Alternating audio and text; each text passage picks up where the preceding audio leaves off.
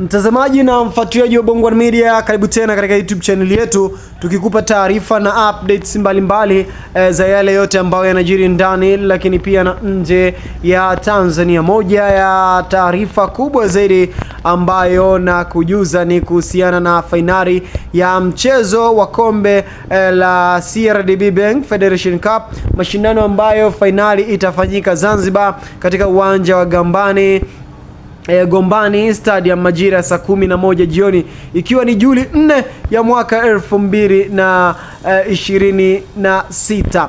Moja kwa moja hapa tuende kutazama kile ambacho kimesemwa na makocha, tambo za makocha wote hapa, upande wa kocha wa Azam pamoja na kocha wa klabu ya Wekundu wa Msimba Simba wanazungumzia nini. Steven Becker pamoja na Flolai Benge wanauzungumziaje mchezo huo, na kila mmoja anazungumziaje maandalizi kuelekea katika mchezo wa kesho wa kombe la shirikisho la CRDB Bank Federation Cup.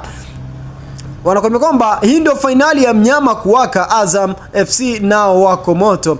Ni mechi ya fainali ya kombe la shirikisho la benki ya CRDB kati ya mnyama mkari Simba Sports Club dhidi ya Azam FC, itakayochezwa katika uwanja wa Gombani kesho huko Pemba, ambapo mbele ya waandishi wa habari kocha wa Simba Sports Club Steven Becker amesema lengo lao, anakwamba lengo lao ni timu yake ni kubeba ubingwa wa CRDB Federation, huku kocha Flolai Benge wa Azam FC akizungumzia mechi ya kesho na kutamba kuwa amejiandaa vizuri kuibuka mshindi mbele ya Simba Sports Club. Sasa tusubiri dakika 90, maana sio kwa hizo tambo zote za watu wawili. Kwa Ahmed Ali nako kumewaka moto, pamoja na kwa Hashim Ibwe. Ni nani ambaye kesho anaenda kuipa taji timu yake kwa msimu 2026 2025 baada ya mashindano kumalizika? Naweza kusema ligi utamatishwa na fainali ya kombe la CRDB Federation Cup.